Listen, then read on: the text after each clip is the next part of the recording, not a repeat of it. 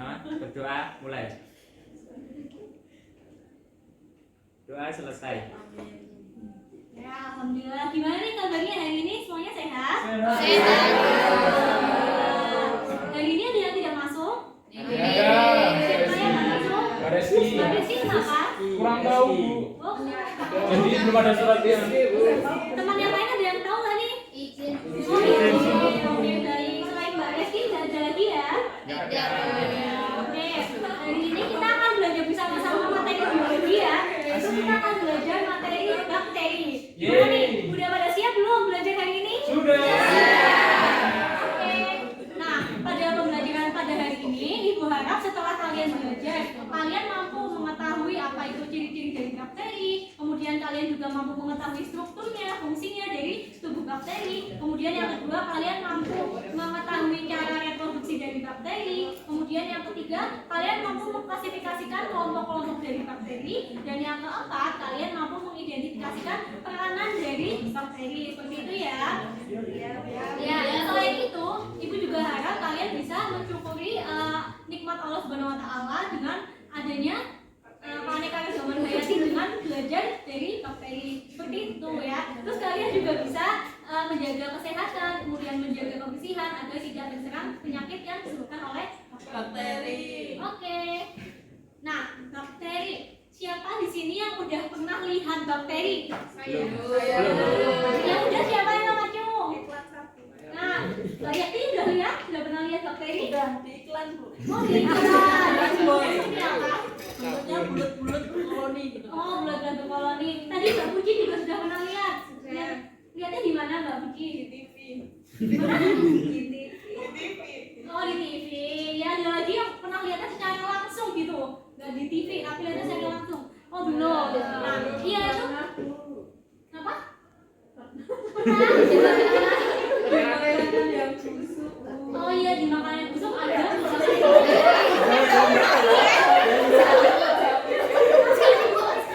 Tapi ternyata kita nggak bisa lihat secara langsung ya, nggak bisa dengan mata telanjang. Oleh karena itu kita perlu alat bantu yang namanya mikroskop. Nah, ternyata nggak cuma di makanan busuk aja, di tangan kita pun juga ada bakterinya. Di makanan pun juga ada bakterinya ya. Di semua tempat hampir ada bakterinya. Nah, hama-hama yang kecil itu kira-kira dia punya struktur seperti apa sih? Kok kecil banget kayak gitu dia bisa hidup ya? Kira-kira gimana tuh? Dia punya apa? Apakah punya paru-paru kayak kita buat bernafas? Gak punya ya. Sebenarnya beda ya. Minggu lalu kita sudah belajar virus. Nah, apakah strukturnya sama kayak virus? Kayaknya beda. Beda ya. Nah, untuk lebih jelasnya kita tonton dulu ya video kali ini ya. Oke. Simpelnya banget, mereka itu beda banget. Dari wujudnya aja, bakteri itu sel yang hidup. Sementara virus itu benda biologis yang nggak bisa dibilang hidup juga. Kalau dari ukuran, bakteri itu jelas kecil banget. Tapi virus itu ternyata jauh lebih kecil lagi. Bahkan nggak bisa dilihat pakai mikroskop biasa. Dari cara tumbuh kembangnya pun berbeda. Dari miliaran tahun lalu waktu manusia belum ada, bakteri bisa tumbuh kembang sendiri. Sedangkan virus cuma bisa bertahan menumpang di makhluk hidup lain dan nipu mereka sampai sel-selnya rusak. Tapi kalau udah sama-sama nyakitin tubuh, kita pun mesti nyiapin taktik yang berbeda. Antibiotik untuk bakteri dan vaksin atau antivirus untuk virus. Oke. Nah, oke, ternyata virus dan bakteri itu berbeda. Ya, dari video yang udah Ibu tampilkan tadi, siapa yang bisa menyebutkan perbedaannya apa? Yang perbedaan yang pertama dari wujudnya. Coba Ibu tunjuk ya. Mbak Retno deh. Perbedaan yang pertama antara bakteri dan virus. Ukurannya, Bu. Oh, ukurannya. Gimana ukurannya? Yang virus lebih kecil daripada bakteri. Oke, berarti lebih besar bakteri ya. Oke, bagus sekali. Terima kasih ya Mbak Retno ya. Terus perbedaan yang kedua dari wujudnya. Bakteri itu dia hidup atau enggak? Bakteri itu hidup. Sedangkan kemarin virus itu adalah peralihan antara makhluk hidup dan benda mati. Itu juga berbeda ya. Kemudian yang ketiga, tumbuh kembangnya. Kalau bakteri dia itu mandiri, alias dia nggak perlu inangnya. Sedangkan kalau misalnya virus dia perlu inangnya gitu. Dan yang terakhir, cara melawannya juga berbeda. Kalau bakteri itu melalui antibiotik, sedangkan kalau misalnya virus itu melalui vaksin dan antivirus. Seperti itu ya. Video yang kedua, strukturnya ya. Sekarang ya kita belajar ya. Asalamol tetapi ukurannya lebih kecil seperti benang tersekatan. Oke. Nah, dari video tersebut ternyata berbeda ya strukturnya dari virus. Kalau virus kemarin ada kapsid, kapsomer, ada jarum penusuk dan lain-lain. Tapi sedangkan bakteri di sini beda. Ada kapsul, ada dinding sel, ada nukleoid dan lain-lain. Seperti yang tadi sudah dijelaskan di videonya. Itu ya cukup jelas ya melalui video yang sudah ditampilkan ya. Ya. Nah, kita hari ini belajarnya khusus yang eubakteri, yaitu ada bakteri gram positif dan juga gram negatif. Untuk pembelajaran selanjutnya yang bakteri kita lanjutin dulu setelahnya ya. Ya. Nah, di sini Ibu jelaskan secara umum. Ada yang telat, Oh iya, silakan masuk. Bakteri itu bentuknya adalah mikroskopis. Nah, mikroskopis ukurannya sekitar 0,5 hingga 2 mikrometer. Artinya apa sih mikroskopis tuh? Mikro, sangat kecil alias dia nggak terlihat ya oleh mata telanjang. Yang kedua, merupakan organisme prokaryotik. Nah, tadi di video sudah dijelaskan tuh prokaryotik apa, yaitu dia mempunyai inti sel, tapi inti selnya itu tidak dibungkus oleh membran. Artinya apa? Inti selnya itu dia bentuknya nggak beraturan di dalam sel dan juga nggak ada yang melindungi seperti itu ya, dan padat gitu. Kemudian dinding selnya tersusun atas peptidoglikan. Peptidoglikan itu adalah campuran dari polisakarida dan juga protein. Beda ya kalau kemarin dinding selnya virus itu dari protein aja, tapi kalau misalnya bakteri itu campuran dari polisakarida dan juga protein. Dan yang terakhir, bakteri itu tidak mempunyai klorofil, beda dengan tumbuhan seperti itu ya. Nah, cuma dia punya ciri khas sendiri nih, yaitu dia membentuk endospora pada saat di lingkungan yang ekstrim, seperti misalnya kepanasan, kekeringan, dan lain-lain untuk bertahan hidup. Nah, ini pengantar dari Ibu ya, sedikit aja ya. Nah, selanjutnya kita akan diskusi mengenai LKPD. Di sini bisa dilihat ya kelompoknya masing-masing ya. Ya sudah dilihat namanya ya. Ya, kalau sudah silahkan kalian bisa berkelompok sesuai dengan kelompoknya masing-masing. Nih, LKPD-nya Ibu bagikan ya. Pausen aja kasih kelompok pausen. Jangan ya, Mas Fauzan. Di problem statement itu kalian harus hipotesis tuh. Kalian tadi dari video tadi itu kalian dapat apa sih gitu.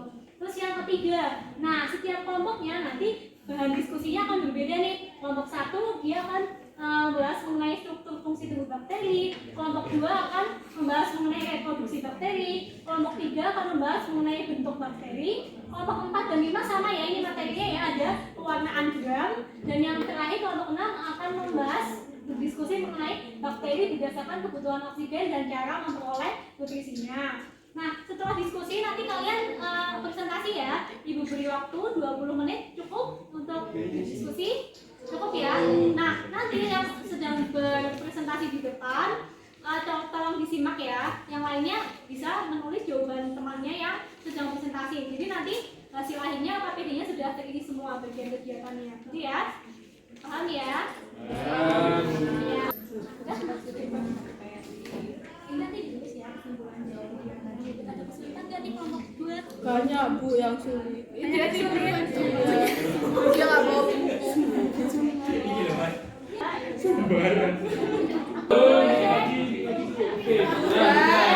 Buat PR aja Bu.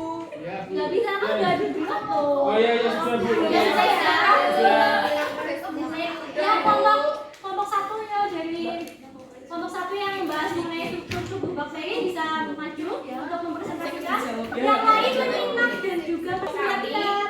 Untuk yang mengenai struktur bakteri di sini yang pertama ada kapsul, yang kedua ada dinding sel, kemudian yang ketiga membran sel, yang keempat flagella, kelima yaitu pili, kemudian yang keenam adalah sitoplasma, yang ketujuh yaitu nukleoid, yang kedelapan plasmid, dan yang kesembilan adalah bagian ribosom. Oke, ada yang ingin menanggapi? Ya baik, terima kasih ya tanggapannya Mbak Sania. Ya. Jadi ada kapsul, ada dinding sel, ada membran sel, dan lain-lain.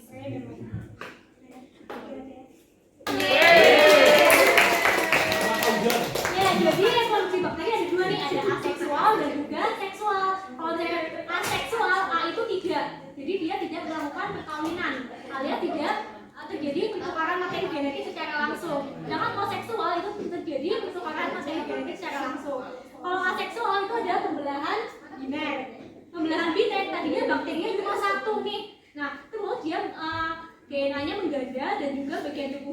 akan membelah menjadi dua seperti itu.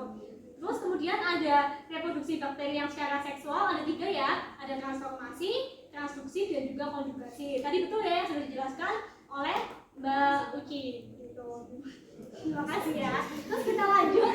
Ada cewek cowok Bu bakterinya Bu. Kenapa? Itu yang seksual bakterinya ada yang cewek cowok Bu. Yang seksual banyak, ada Escherichia coli dan lain-lain. Bukan ada jenis kelaminnya. Oh, jenis kelaminnya. Nggak ada jenis kelaminnya, cuma dia hanya pertukaran materi genetik seperti itu ya. Jadi dia nggak ada bakteri perempuan, bakteri laki-laki itu tidak ada seperti itu ya. Jadi hanya pertukaran materi genetik atau pertukaran plasmid seperti itu. Itu ya. Oke, selanjutnya kelompok 3, silakan mempresentasikan bakteri berdasarkan bentuknya. Ya baik, terima kasih kelompok 3. Oke, jadi bentuknya itu ada 3 macam. Ada yang pertama namanya kokus. Kokus itu bulat. Yang kalau monokokus berarti bulatnya ada berapa? 1. Diplococcus 2. Tetracoccus 4. Sarkina 8. Beda loh ya, itu antara tetracoccus dan sarkina. Walaupun bentuknya hampir mirip ya, tapi lihat yang sarkina ada bayangannya, alias dia ada 8 Berbentuk kubus. Betul sekali, bentuknya kubus ya. Bedakan ya tetracoccus dan sarkina. Terus yang kelima, streptococcus bentuknya seperti apa? Panjang Rangkaian seperti rantai, betul. Dan yang terakhir ada staphylococcus, dia mirip seperti buah anggur. Oke, terus ada basil. Basil itu bahasa Indonesianya apa? Kalau monobasil? 1. Diplobasil? 2. Streptobasil? Banyak dan membentuk seperti rantai. Terus yang terakhir bentuknya seperti spiral. Yang pertama ada spiral ya, bentuknya seperti gelombang. Vibrio, koma, seperti huruf tanda koma. Dan spiroseta. Ini hampir mirip nih, spiral sama spiroseta. Bedanya apa? Ujungnya runcing. Ya, kalau spiroseta itu salah satu ujungnya itu meruncing dan dia itu lebih tipis, lebih ramping dibandingkan spiral. Begitu ya. Ya Ya. Bu. Oke. Selanjutnya posisi flagel. Nah, ada yang nggak punya flagel namanya antrit. Terus kalau monotrit dia ada flagelnya nggak? Satu ya. Antitrit Ada banyak. Iya. sampingnya di kanan kirinya ya. Terus kalau lovotrit Cuma di satu cuma di satu sisi tapi banyak ya. Dan yang terakhir peritrit di semua sisi, betul. Saksikan warna anagram. Ya baik, terima kasih ya, bakteri gram positif itu apabila diberikan warna akan menghasilkan warna ungu. Kenapa? Karena kalian lihat ternyata dinding selnya itu tebal, peptidoglycannya tebal. Oleh karena itu ketika diberikan warna kristal violet, dia akan menghasilkan warna ungu. Ungunya kuat gitu, karena dinding selnya menyerap warnanya lebih banyak. Sedangkan kalau sel gram negatif bisa dilihat nih, ternyata membran selnya ada 2 lapis, ya kan? Yang di tengah peptidoglycannya tipis, sehingga warna ungunya itu nggak bisa masuk. Yang bisa masuk adalah warna merah atau warna safranin. Jadinya kalau gram negatif itu warnanya adalah merah. Gitu ya. Nah ini percobaannya seperti ini. Oke. Kemudian bakteri berdasarkan kebutuhan oksigennya. Nah, bakteri itu ternyata ada yang butuh oksigen, ada yang nggak butuh juga. Kalau yang butuh oksigen namanya bakteri aerob. Dia butuh oksigen. Sedangkan kalau nggak butuh namanya adalah anaerob. Anaerob dibagi menjadi 2. Ada anaerob obligat dan fakultatif. Bedanya tadi sudah disebutkan ya oleh kelompok 5 ya. Kalau obligat itu dia kalau ada oksigen sedikit nggak bisa langsung mati. Sedangkan kalau saya fakultatif ada oksigen sedikit dia masih toleran atau masih bisa. Jadi beda-bedakan ya antara obligat dan juga fakultatif. Oke, yang terakhir nih cara memperoleh nutrisi, ada yang autotrof dan autotrof tadi dia bisa membentuk makanannya sendiri. Nah energinya dari mana Bu? Energinya ada 2 nih, ada dari fotoautotrof dan juga kemoautotrof. Kalau fotoautotrof dari mana tuh kira-kira? Dari cahaya, sumber makanannya kemudian energinya dari cahaya. Kalau kemoautotrof? Zat kimia, contohnya apa? Zat kimianya apa? Seperti pH. Ya, lanjut ya.